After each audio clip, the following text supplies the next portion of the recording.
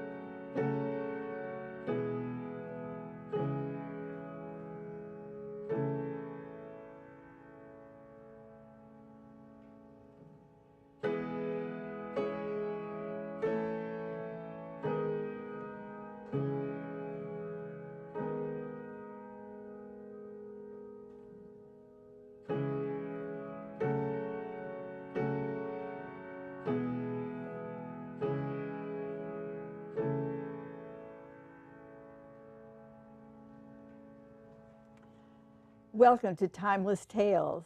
This is a series of stories that Will and I have been sharing together that have their origin in maybe 1,000 years ago, either through storytelling that was done in an oral way from town to town as bards went from one place to another, or were eventually by 1,000 years ago had begun to be written down.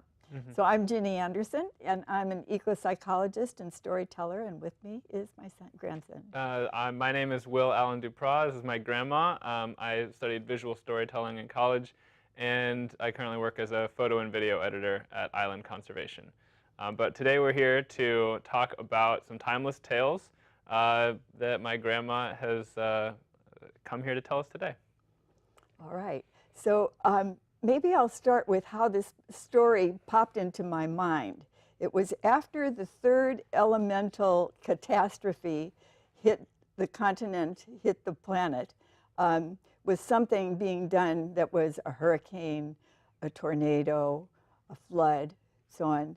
And I thought the only one that's left that hasn't taken a hit is the Earth. And so where is there a story that addresses this kind of issue? And what it turns out to be is the story of Brisingamen, which is the Norse story of the goddess of love who makes a journey to the lower world for the sake of a necklace.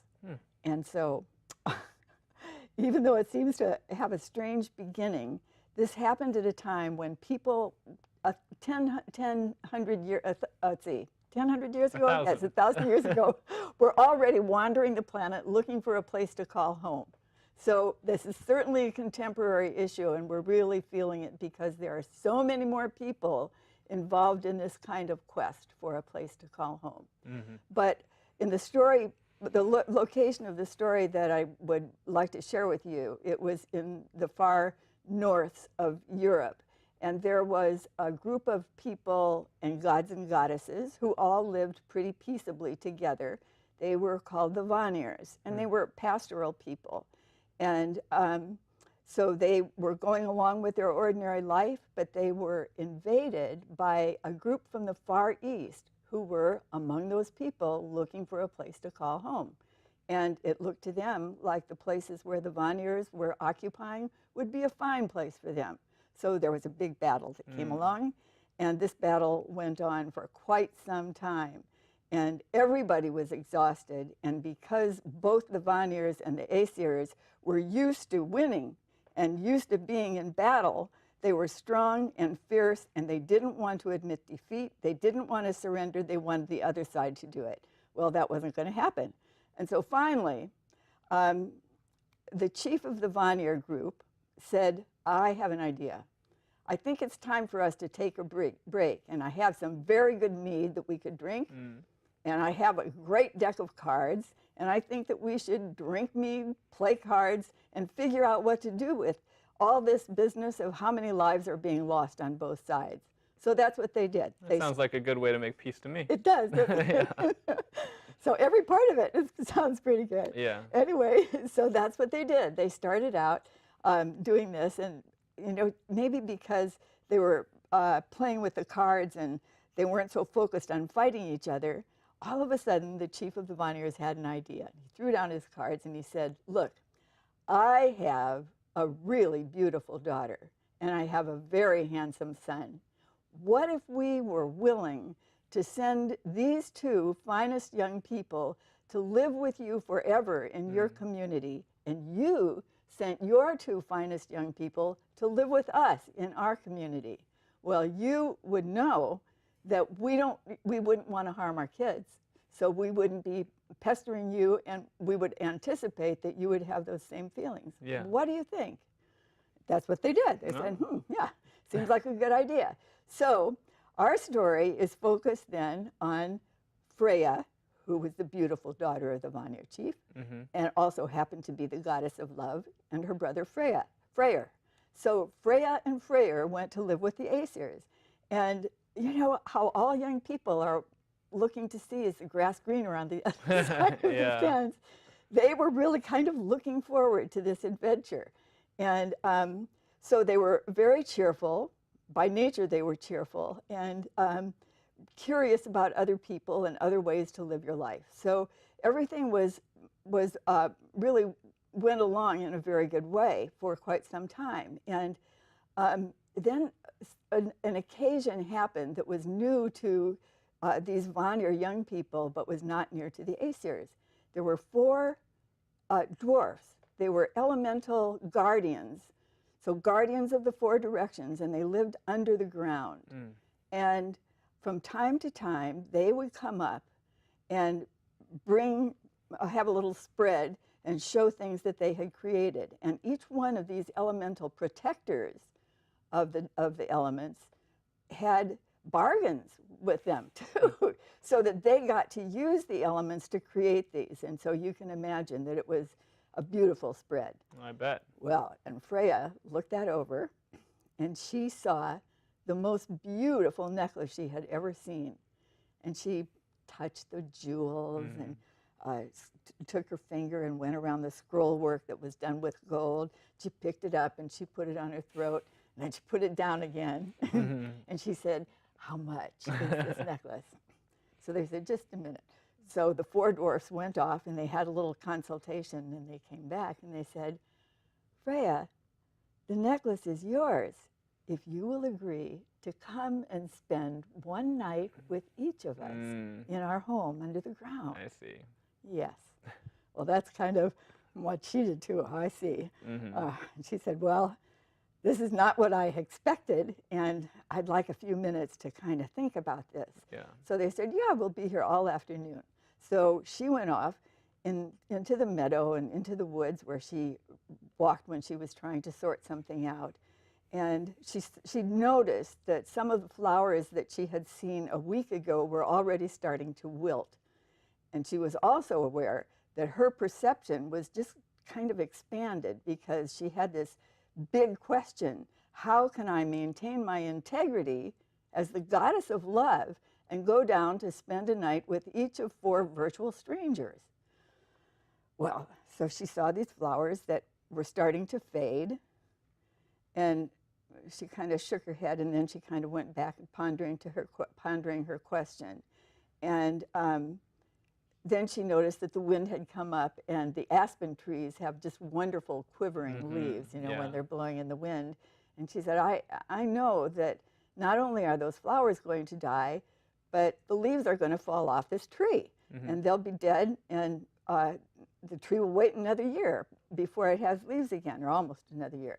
So, and then to top it all off, she saw a rabbit running in front of her, and it was being chased by a wolf. And she said, "Look at that. There is life and death everywhere. I know that that rabbit is going to be dinner for the wolf." So I see that there is a light side and a dark side to everything that I'm seeing. And I think that that is going to be my model for how I go down to the lower world, going into the underworld. I will have to be willing to see the light side and the dark side of every single thing I encounter. So when I meet the first one, we'll see what happens. But at least I have my mindset that this is going to allow me to stay a person of integrity and still come to have this wonderful necklace. Yeah. So the first morning that that this started to take place, she walked out into a field where there was a rainbow bridge, and she knew that this bridge went to other worlds, so that she never expected to take it until maybe her death. But here she was meeting somebody on the road, and it was going to be on top of the bridge. So she screwed up her courage, and she started walking up that rainbow bridge, and she just got to the top, just where it was cresting. And there he was. This was Austri. This is the guardian of the air. And so he welcomed her and said, I have things to show you. And he just was delighted to walk with her and to show her beautiful cloud formations, and then to see a kite that was flying so high it was like almost reaching the clouds. It was just absolutely amazing. And so it was one lovely sight after another, with the wind blowing things around and so on. And she didn't realize, because she was just attracted to how beautiful it was, she didn't realize that the wind was really picking up. And suddenly she was picked up, and everything was swirling around so fast that she realized that this was a tornado that was happening. And she was right in the middle of it, and Austria was right in the middle of it. And the wind was so powerful up there in the air that she felt like the air was being pressed right out of her body. Wow. It was really intense. And so she was flung around, and she saw that there were lots of other things that were being flung around. And then she saw Austri, and what was he doing? He'd picked up a rattle, and he was pointing right to the heart of the wind, and he was thanking it and saying, what a wonderful display of your power. Thank you for letting us see how powerful you are and what wind can accomplish, what the air can accomplish. And then the air calmed down a little bit, but it was still blowing plenty, and he said, I have a proposition for you. What about you coming to the territory where Freya now lives, and coming to the place where the gods and the goddesses and the human beings don't really know how to care as well as you could demonstrate how to take care of the elements, how to take care of the air.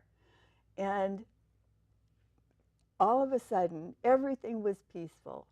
And she and Austri were lying on the ground, flung there with a lot of other debris, just coming back to presence. And they were so tired, they just fell asleep on the sand. But before they drifted off, she thought, I want to experience that kind of personal power with air. Well, there was one way that she was really connected with air already, and she spent some time meditating, and so she knew about paying attention to the breath that goes through all of her body. And she said, I am going to gather up the air that's in my body, and I'm going to share it with Austri. I thank you for what he's done. So that's what she did.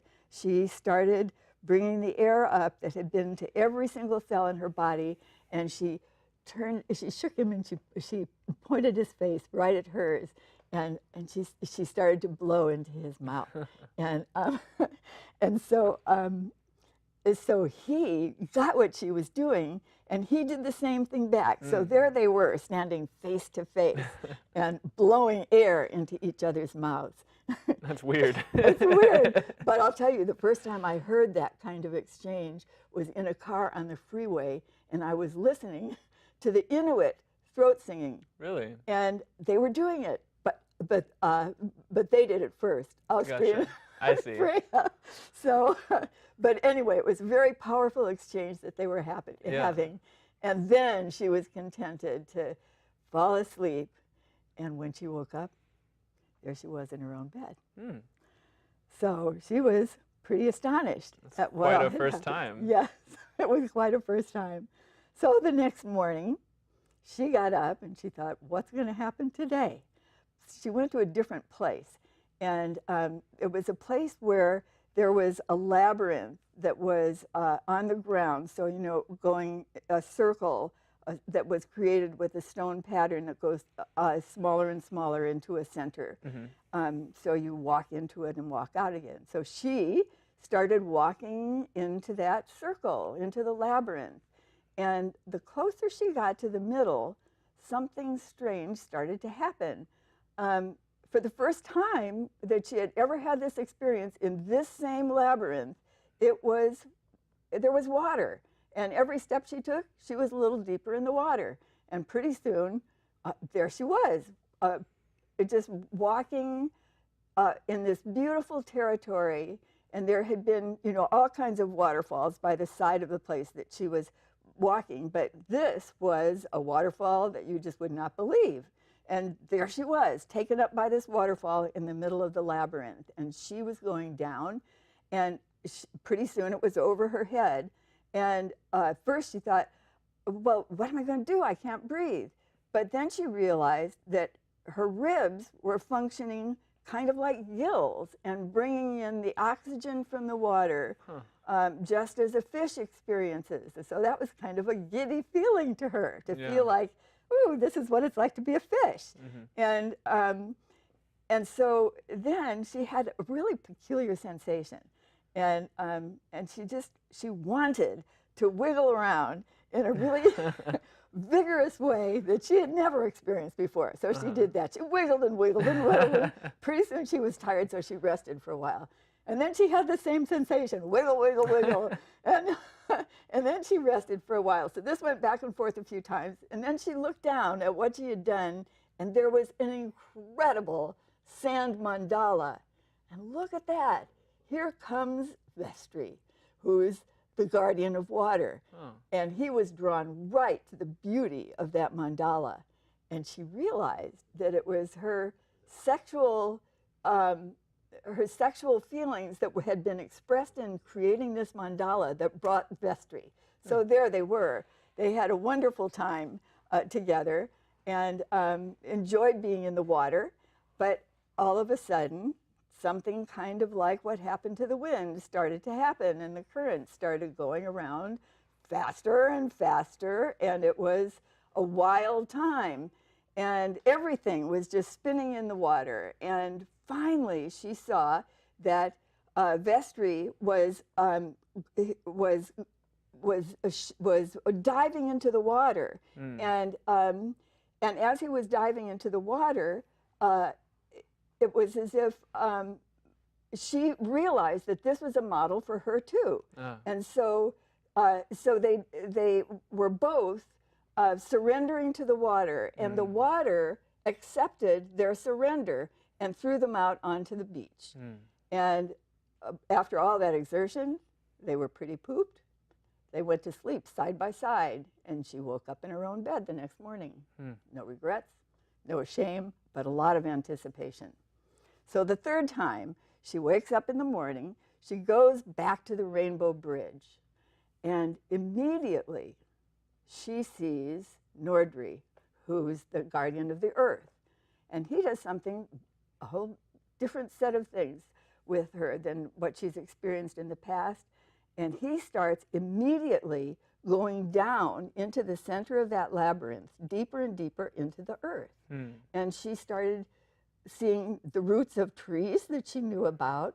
She started seeing little creatures nibbling at the roots, and things going on with dialogue between them that she was not really connected with at all. They were ignoring her, but they were going about their business. And she and Nordri kept going deeper and deeper. And then she saw this thing that's called a tardigrade. And it is truly the ugliest bug that I have ever seen a picture of. But she saw it in the flesh, in the earth. And it was as ugly as she'd first thought. But then she realized where she was. She was so deep in the earth that it was just boiling hot. And there was, again, no oxygen, but it didn't seem to make any difference. She was okay. And she had a vision of the ladder of life that begins down in the very heart of the earth and continues up and is related to all of life up above. And so she realized the power that the earth holds in terms of her own life and the life of all the people who are above. And so she and Nordry walk up the ladder of life and come out back on top at the Rainbow Bridge. And this time she waves goodbye to him. They part company and she goes back and she sleeps again at her house. So then the next day she returns again to the labyrinth, and she is immediately met by Swari, who is the guardian of fire. Gotcha. So they start down, and she immediately starts to feel things heating up, actually. And so pretty soon, she sees a glow that's down inside the earth, and she realizes that not only is there a glow, but there is a fire, and they are very, very close to where the four elements, the four guardians of the elements, live together and where they work, because this is the place where they have a forge, and this is the place where they hunker around the fire and they cook a meal. And she said, oh, it's just like what we do at home.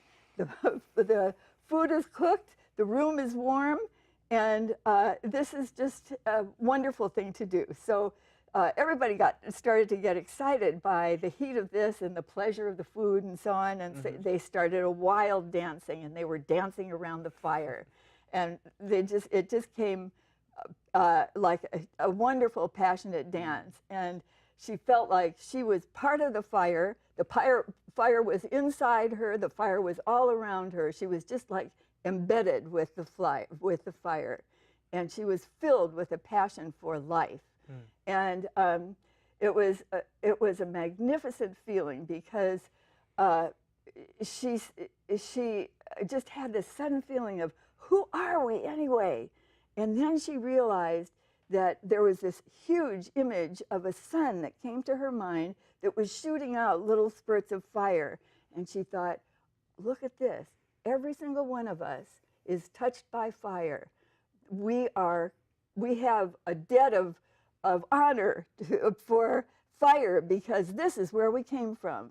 Everything that lives has its origin, its ancestry, someplace locked up in the sun. Yeah. So she was very, very grateful, and once again, exhausted by all the doings, and they fell asleep at the hearth, and she wakened in her own bed, very content. And without even thinking, she just kind of put her hand to her throat, and what do you know? There was the necklace. There was the beautiful, beautiful Brisingamen that was a symbol of all the elemental gifts, and a reminder to us that our pact with the elements is what keeps us alive. So her necklace was something that made her a carrier of this protection, and a real symbol of how we should be, how important it is for us to maintain our connection in a wonderful way with the elements. Yeah. So there it is. Well, thank you very much for sharing that story with me and with our audience. That is definitely a powerful story, and it was filled with a lot of really beautiful imagery for me, like the ladder of life that they walk up from those tardigrades down below, which personally I think are very cute animals, but we can agree to disagree on that. Okay. But yeah, also definitely really relevant for a lot of stuff going on today in our world. Like you said, kind of as you introduced the story, that the idea for this particular tale, or to tell this tale, came to you as we were experiencing a lot of different natural disasters, floods related to hurricanes in Houston and Florida and Puerto Rico, and the earthquake in Mexico. We've, of course, got wildfires here in the Bay Area that we're all too familiar with, and tornado, I believe, in Nebraska around the time that you were thinking about this. And it's really poignant to bring those all together and to hear that all in a story that, like you said, is 1,000 years old. And for me, there's two kind of strings of lesson or moral kind of going through this story. One is obviously about our interaction with the natural environment and really focusing on balance and harmony. And I think you mentioned that there's it really focuses on the importance of acknowledging the light and the dark sides of the elements, certainly, but any other given thing. Is there any thought or more you can say about that element of the story for you? Well, I think where I end up is with the reminder to go out and meet the elements, really have some contact besides through a TV station. Yeah. Just how it feels to have many versions of what she experienced, so that you really have a sense of gratitude and appreciation and respect for the power of the elements. Absolutely, and meditating is a really great way to do that. As she did with the air guardian, to really be conscious of her breath and to kind of calm herself, to really experience that. But I definitely also felt kind of a powerful side of that light and dark thought in the way that she experienced, especially with the beginning, the water guardian and the air guardian, how it starts out, seeing the beautiful air, the wind blowing and all that, and the really pleasant breeze turning into a devastating tornado, and similarly with the water as well, and how what that reminded me of is the fact that, as far as I can tell, we've been really intent on being destructive towards our environment over the last century or two, maybe even longer. And it seems like we've finally gotten to a point where the environment is saying back, hey, you think you're this big, powerful species, but I'm the whole planet, and if you're going to just be destructive to me, I'll just throw it right back at you and remind you just what a force you're reckoning with. And it's important for us to, after having been destructive for so long, look back at the light side of the actions that we need to take, which are to act in towards conservation and sustainability, and to put back into the environment what we're taking from it. Yeah. And I think that would hopefully bring us back to a level of harmony that would make all of us live better. Sounds like a plan. Yeah. I'll meet you on the mountain. That sounds good. Wonderful. Yeah. Well, so another thought that I had was about the kind of element of conflict resolution where the story begins, which was, with this war between the Vanir and the Aesirs. And it's kind of the foundation of the story, and the story moves past it to the interaction with these dwarves. But I think it kind of starts out an important foundation of the story about personal sacrifice in dealing with conflicts. And that, again, looking at the light and dark side of things, it's really easy to be one-sided about any conflict you're dealing with. But I would encourage, as well as meditating, to go out there and just try to look at both sides of any given argument. And have a good time. Absolutely. Play cards. Yes. Drink me. Sounds good. Well, I think that's all the time we have for today. So thank you very much for joining us on this episode of Timeless Tales with Jenny Anderson and Will Allen Duprat. So that was a really good... Worked out. Yeah, I think so.